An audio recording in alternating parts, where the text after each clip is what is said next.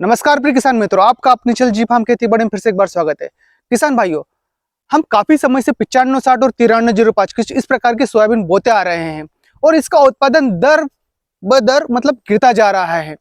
तो यहाँ पर हमें क्या है कि कुछ तो बीज की मात्रा बदलना बहुत जरूरी है, जिससे हम इस सोयाबीन का उत्पादन कम लेते हुए जो दूसरी सोयाबीन ले रहे हैं उसका उत्पादन ज्यादा से ज्यादा ले सके। इसी क्रम में आगे बढ़ते हुए मैं आपके लिए कुछ सोयाबीन की वैरायटी लाया हूं, जिनका पिछले 2 साल में उत्पादन भी काफी अच्छा रहा है और रोग के प्रति इनकी क्षमता भी काफी अच्छी रही है। मतलब इनमें रोग काफी कम देखने को मिला है। तो किसान भाई, यहाँ पर सबसे पहली सोयाबीन आ जाती है राज सोया 24, जिसका कुछ और अलग मार्केट में नाम भी है, जिसका नाम है RVS 2024 और RVS 2002-4। ये नाम है इनके, 3 प्रकार के नाम से सोयाबीन चल रही है, जिसका उत्पादन प्रति 1 एकड़ 11 कुंटल से ले जाके 14 कुंटल तक देखने को मिला है। किसान भाइयों, यदि मैं आपके बोने की बात करूं कि ये बीज बोने में हमें कितना लगेगा, तो प्रति 1 एकड़ यह बीज हमें 32 किलो के आसपास लगेगा। यहाँ पर किसान भाइयों हमें ध्यान देखना है कि अंकुरण की क्षमता हमें बोके देखना है, मिनिमम 70% तक रही तो ये रखना है। यदि ये डाउन रहा तो ये हमें बोना ही नहीं है। वहीं हम इसके पककर तैयार होने की बात करें तो यह सोयाबीन 100 दिन के आसपास पककर तैयार हो जाती है। यही में इसके नाभि या जिसको हम हीलियम बोलते हैं, वो इसका रहता है काले कलर का, जहां पर हम सोयाबीन देखते हैं वो वाला हिस्सा। और किसान भाइयों, इसके रोग के प्रति बात करूं तो यह येलो मोजेक और साथ में कालर रोट और रूट रोट, इन बीमारियों से काफी अच्छा इसका बचाव देखने को मिला है। किसान भाइयों, मैं आपको जो भी सोयाबीन की यहाँ वैरायटी बताने जा रहा हूँ, सारी सोयाबीन हाई वेस्टर से करीब करीब कट जाएगी। अब अगली सोयाबीन आती है हमारी 2098। तो किसान भाइयों, इस सोयाबीन का उत्पादन हमारा रहता है प्रति 1 एकड़ 8 कुंटल से ले जाके 11 कुंटल तक। वही बीज की मात्रा में आपसे बात करूं तो यह सोयाबीन हमें 1 एकड़ में 32 किलो के आसपास लगेगी। और इसके अगर जो मैं पककर तैयार होने की बात करूं तो यह सोयाबीन हमारी 100 दिन के करीब करीब पककर तैयार हो जाती है। वहीं मैं इसके रोग प्रतिरोधक क्षमता की बात करूं तो यह येलो मोजक और चारकोल रोट, इन बीमारियों से काफी अच्छी इनका बचाव देखने को मिला है इस सोयाबीन में।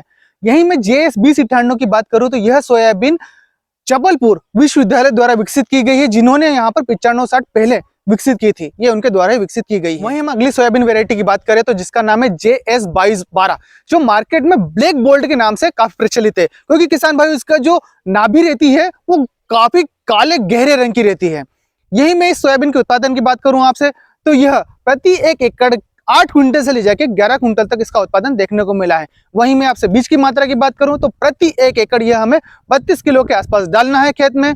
इसके पककर तैयार होने की मैं आपसे बात करूं तो यह सोयाबीन 90 से 95 दिन में पककर तैयार हो जाती है। अब मैं यहाँ पर अगली सोयाबीन वैरायटी की बात करूं तो जिसका नाम है NRC 130 और 138, जो इंदौर विश्वविद्यालय द्वारा तैयार की गई है। किसान भाइयों, यह सोयाबीन मध्य प्रदेश, गुजरात, महाराष्ट्र और यूपी, इन क्षेत्रों के लिए काफी अच्छी है।